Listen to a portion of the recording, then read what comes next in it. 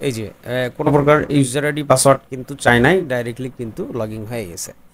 মূলত হলো এইটা হলো বড় সুবিধা, যে আপনার ফোল্ডার সিস্টেমটার অনেক বড় একটা সুবিধা। তো নর্মালি যেটা হয় সেটা হচ্ছে এই যে কাস্টম যেই সেন্টার দরকার হয় আর কি অনেক সময়। তো কাস্টম সেন্টার কিন্তু অটোমেটিক্যালি এখানে সেট করার ব্যবস্থা করা হয়েছে, যে যে কোনো সাবজেক্টটাই আপনার যে কোনো ক্যাটাগরি টাইপের আপনার সার্ভিস কিন্তু সেল করতে পারেন, বা আপনার সার্ভিস প্রোভাইড করতে পারেন। তো ওই সার্ভিসের কিন্তু সেন্টার নেমটা আপনি এখানে কাস্টমাইজ বসাতে পারতেছেন। এটা একটা অ্যাডভান্টেজ আমি বলবো। তো সব মিলে আসলে খুবই হেল্পফুল হবে যারা প্রফেশনাল কাজে আমরা জিমেল ইউজ করি বা জিমেল সেন্ড করি, তাদের জন্য এই সেন্টারটা খুব মারাত্মক হেল্পফুল হবে আশা করতেছি। তো সব ফিচারই দেখলেন। যদি আহ, তারপরেও কোনো কিছু অ্যাডিশনাল কোনো কিছু মিসিং থাকে, কাইন্ডলি আমাকে কমেন্ট করবেন, হয়তো সেগুলো আমি কারেকশন করার জন্য সার্বিক চেষ্টা করব আর কি। আর বড় বিষয় হচ্ছে যে এখানে সেন্ড করার সময় যে কোনো টাইপের নোটিফিকেশান আসতে পারে, বা বা যে কোনো ইরোর আসতে পারে। সফটওয়্যারটা অটোমেটিক্যালি ওই ইরোরটাকে সলভ করে অটোমেটিক্যালি আবার সেন্ড করা শুরু করবে। এই কিছু বিষয় আছে যেগুলো মোটামুটি খুবই মানে বলবো খুবই কাজ করার জন্য খুব হেল্পফুল একটা টুল আর কি। আপনার স্টেমিল বডি কিন্তু সাবমিট করে ফেলে দিছে, যে ইউরোরটা ছিল সেই ইউরোর কাটছে, তারপরে অ্যাটাচমেন্ট আপলোড করছে, দেন এখন সেন্ডিং হয়ে যাবে আর কি। এই আর কি। এই একটা সেন্ড করলো, তো করার পর একটা নির্দিষ্ট টাইম ওয়েট করবে, সেই নির্দিষ্ট টাইম কিন্তু আপনি কাস্টম সেট করে দিতে পারতেছেন, যে কতক্ষণ পর পর সেন্ড করবে সেটা। এমন হতে পারে যে আপনি 5 মিনিট পর পর সেন্ড করতে, আবার এমন হতে পারে যে আপনি প্রতি 5 সেকেন্ডে একটা করে সেন্ড করতে, আবার 5 সেকেন্ডের নিচে চিন্তা করা যাবে না, সেই ক্ষেত্রে গুগল অ্যালাউ করবে না। বিষয়টাকে একবারে খুবই মারাত্মকভাবে হার্মফুল হবে জিমেলের জন্য, হয়তো জিমেল ডিজেবল বা অন্য কোনো ক্ষয়ক্ষতি হতে পারে। নর্মালি আপনার একটা টাইমিং ডিলে যেটা সেটা তো দেওয়াই লাগবে, যেটা জিমেলের রুলস আর কি।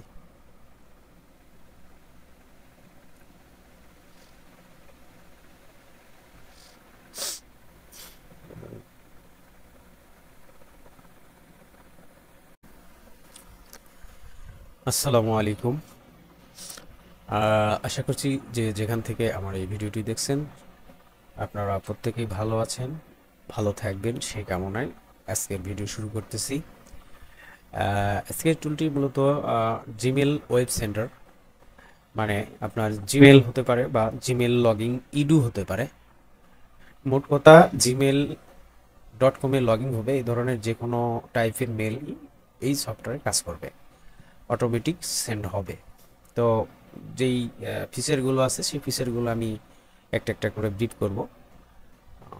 প্রথমে যেটা দেখতেছি সেটা হলো ব্রাউজার সেটিং। আমরা ব্রাউজারটাকে দুইভাবে অপটিমাইজ করছি এখানে, বা দুইভাবেই অপটিমাইজ করার অপশান সচরাচর হয় আর কি। সেটা হচ্ছে কি, ফিঙ্গারপ্রিন্ট ছাড়া আর ফিঙ্গারপ্রিন্ট সহ। যদি আমরা ফিঙ্গারপ্রিন্ট ইউজ করি সেক্ষেত্রে আমাদের যে কোনো ডিভাইস আমরা সিলেকশন করতে পারবো এখানে। যে ডিভাইস দিয়ে আমরা কাজ করব সেটা সিলেকশন করে আমরা কাজ করতে পারি।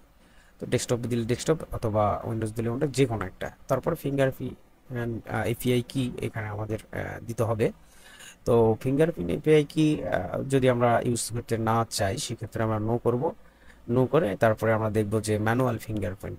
তো আমরা ম্যানুয়াল ফিঙ্গারপ্রিন্ট ছাড়াও কাজ করতে পারি, তাহলে আমাদের সব নো করে দিতে হবে। তো আমি ইউজ করলাম, তার কারণ আমার ফিঙ্গারপ্রিন্ট ম্যানুয়াল ফিঙ্গারপ্রিন্ট ইউজ করতে হবে, অর্থাৎ ইউজার এজেন্ট ইউজ করতে হবে।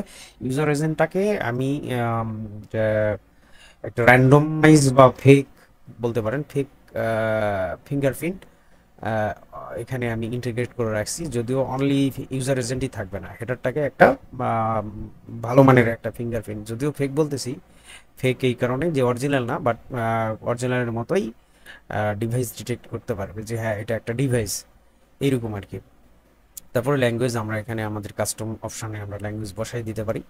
তারপর প্রক্সি সারা করতে পারি, বা যে টাইপের প্রক্সি সচরাচর হয় সেই টাইপের প্রক্সিগুলো আমরা এখানে ইউজ করতে পারি। আমি প্রক্সি ইউজ করতেছি না, তারপরে হচ্ছে আমার হলো তিনটা ক্যাটাগরিতে বা তিন ভাবে বা তিন ওয়েতে আমরা জিমেল লগ ইন করতে পারবো। একটা হলো টেক্সট কুকিজ, একটা হলো আপনার ইউজার আইডি পাসওয়ার্ড। তো ইউজার আইডি পাসওয়ার্ড যদি হয়, ইউজার আইডি পাসওয়ার্ড আমরা এইভাবে এখানে ইউজ করতে পারবো, এইভাবে ইউজার আইডি পাসওয়ার্ড। তো ইউজার আইডি পাসওয়ার্ড এখানে হতে পারে। তারপরে কুকিজ হতে পারে। কুকিজ যদি হয় তাহলে সেক্ষেত্রে কুকিজটাও আমাদের এইভাবে আপনার কুকিজ, আচ্ছা ওই কুকিজটা আমার এখানে নাই, মানে কুকিজটা একটা টেক্সট ফাইলে আপনার জিমেলের নাম অনুসারে তৈরি হবে। তো আমি এটা এখানে দেখাই নাই বা করি নাই, আমি মূলত ফোল্ডার কুকিজ করছি। তো ফোল্ডার কুকিজের জন্য আমরা যদি ফোল্ডার কুকিজ লগ ইন করতে চাই তাহলে অনলি ফোল্ডার কুকিজ লগ ইনে ক্লিক করলেই আমাদের ফোল্ডার কুকিজ লগ ইন হয়ে যাবে। তারপরে আমরা যদি কাস্টম করতে চাই, যে এখানে আমরা সার্ভিস নাম এখানে দিব, যে যেই সেন্ডার নেম আর কি, সেন্ডার নেমটা এখানে চেঞ্জ করবে আর কি, সেটা যদি আমরা এখানে দিই, আমি যদি অ্যামাজন দিই, sorry A M A Z O N N,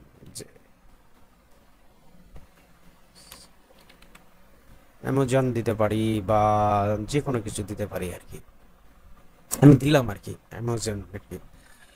তো ফোল্ডার কুকিজে যদি হয় হলো, তারপরে আমার যেটা দেখার বিষয় আছে, অ্যাকাউন্ট ম্যানেজমেন্ট সিস্টেম হয়ে গেল। তারপরে টেমপ্লেট, আমি কিন্তু প্লেন টেক্সটও ইউজ করতে পারি, আবার এইচটিএমএল ইউজ করতে পারি। তো প্লেন টেক্সট এবং এইচটিএমএল ইউজ করার ক্ষেত্রে কয়েকটা বিষয় দেখবো আমরা, যে মূল মেসেজ যেটা থাকবে সেটা, তারপরে মেসেজের নাম, যে আমি যাকে সেন্ড করতেছি তার নাম এখানে আমরা যদি ইমেল ডাটাতে থাকে সেই ইমেল ডাটার নামটা এখানে আমাদের দিয়ে দিতে হবে। তারপরে ইউআরএল যদি ইউজ করি ইউআরএল, তারপরে সাবজেক্ট যদি ইউজ করি সাবজেক্ট যদি না ইউজ করি তাহলে এটার দরকার নাই। তারপরে অ্যাটাচমেন্ট যদি ইউজ করতে চাই অ্যাটাচমেন্ট, তো আমি এগুলো সব দিয়ে দিচ্ছি, বাট আমি এইচটিএমএলটা টেস্ট করবো যার কারণে আমরা এইচটিএমএলটাই দিয়ে রাখতেছি আর কি। তারপরে হলো কি কুকিজ ম্যানেজমেন্ট, আমি কুকিজ কি টেক্সট, এই যে এখানে আমরা কি কুকিজ টেক্সট ফাইলে সেভ করবো কিনা, যদি টেক্সট ফাইলে সেভ করি তাহলে সেই ফোল্ডারটা আমাদের চেনাই দিতে হবে যে কোন ফাইলে টেক্সট আকারে টেক্সট কুকিজ সেভ করবে আর কি, টেক্সট ডকুমেন্টে। আবার আমরা যদি চাই যে না আমাদের টেক্সট ডকুমেন্ট দরকার না, ফোল্ডার আকারে সেভ হতে, তো এইটা খুবই শক্তিশালী একটা সিস্টেম, যে আপনার জিমেল একবারই শুধুমাত্র বটে লগ ইন হবে, তারপর আর কখনো লগ ইন হবে না, বারবার এই ফোল্ডারটাই রিড করবে, রিড করে অটোমেটিক লগ ইন হবে। আমি একটা এটার কাজ কেমন হচ্ছে সেটাই আমি একটা দেখাচ্ছি। তারপরে কি মেন কাজ সেটা হলো যে আমরা একটা থ্রেড ইউজ করব, কারণ আমরা এই ব্যাসের ভিতরেই কাজটা দেখাবো। তারপরে রেসিপি দুটো কত করে, আমি 5টা দিলাম, কয়টা সেন্ড করবে, আমি 2টা সেন্ড করাবো, বা আচ্ছা 3টা সেন্ড করাই। মিনিমাম একটা সেন্ড হওয়ার পরে, একটা মেসেজ সেন্ড করার পরে কতক্ষণ মিনিমাম টাইম বা সর্বোচ্চ টাইম কত, তো ডিফল্ট ভাবে মিনিমাম 5,000ই দেওয়া আছে, 5,000 দ্যাট মিনস হচ্ছে 5 সেকেন্ড। তো আমি এটা মোটামুটি 7,000 করলাম বা 8,000 করলাম, কখনো 5 সেকেন্ড, কখনো 6 সেকেন্ড, কখনো 7 সেকেন্ড, কখনো 8 সেকেন্ড, এরকম র্যান্ডোমাইজ ওয়েটিং করবে এবং কাজ করবে। ওয়েট অ্যাডিশনাল, যেমন আমরা এরকম করতে পারি যে হয়তো একটা মেলের টোটাল সেন্ড করবে, একটা মেল থেকে কত কত 1,000, অনেকে ইডু মেল থেকে সেন্ড করে, তো সেক্ষেত্রে দেখা যায় যে 1,000 মেল সেন্ড করবে। তো হয়তো সে এরকম চাচ্ছে যে মোটামুটি যে টোটাল মেসেজ যখন 500 সেন্ড করবে বা 400 সেন্ড করবে, তখন মোটামুটি একটা ওয়েটিং, মানে কিছু টাইম ওয়েট করবে। সাপোজ আমরা এখানে 500 দিলাম, 500টা যদি মেসেজ সেন্ড হয় তারপরে সে কতক্ষণ ওয়েট করবে, দেখা যাচ্ছে 20 মিনিট ক্যালকুলেট করে দিলাম যে আমি 20 মিনিট ওয়েট করবে বা 10 মিনিট ওয়েট করবে বা 5 মিনিট ওয়েট করবে, 5 মিনিটই দিলাম, এরকম মিলি সেকেন্ড হিসাব করে মিনিট আপনি এখানে ক্যালকুলেট করে দিয়ে দিবেন। তাহলে ওই 400 বা 500 সেন্ড হওয়ার পরে আপনার বটটা স্টপ থাকবে, ঠিক আছে, এই সেন্ডিংটা স্টপ থাকবে। সেন্ড স্টপ থাকার পর আবার যখন 20 সেকেন্ড হয়ে যাবে তখন আলটিমেটলি আবার সে অটোমেটিক্যালি একাকি শুরু করে দেবে সেন্ডিং। এটা হলো অ্যাডিশনাল। তো এটা আমাদের দরকার নাই, জাস্ট দেখার জন্য। তো আমি এবার যে জিনিসটা দেখবো সেটা হচ্ছে যে আমার সবকিছু ঠিক আছে, আর শুধুমাত্র কুকিজ ম্যানেজমেন্ট, এখানে কুকিজটা আমার ফোল্ডার ঠিকই আছে, জাস্ট আমাকে দেখতে হবে যে আমার ফাইলে আমার ইয়েটা ঠিক আছে কিনা, আপনার অ্যাকাউন্টটা ঠিক আছে কিনা, অ্যাকাউন্ট। তো ফাইলে আমার অ্যাকাউন্টটা ঠিক আছে কিনা, ও আচ্ছা আমি এখান থেকে মেল দিয়েছি, আচ্ছা যদি আমি মেলগুলোকে আবার যদি আমি নিই,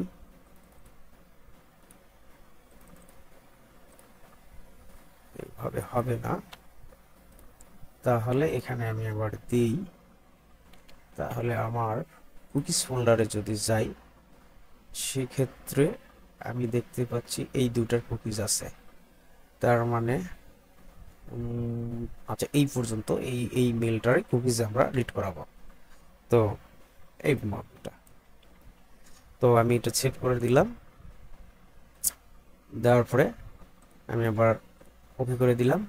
আর এখানে দেখবেন যে আমি কিন্তু জাস্ট এই যে এই ফোল্ডারটাকে রিড করাবো, এই ফোল্ডারের হয়ে এর ভিতরের সমস্ত কুকিজ কিন্তু এই জিমেইলের জন্য যেটা সেটা লাগবে সেটা আছে। এখন কথা হলো এই জিমেইল কখনো লগ আউট হবে না এইভাবে কুকিজ সেভ করা।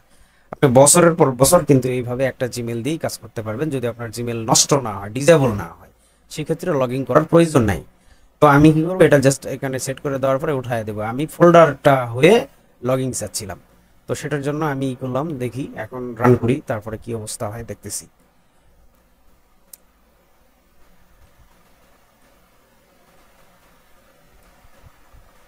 বড় করে দিই তাহলে সুবিধা হবে বুঝতে।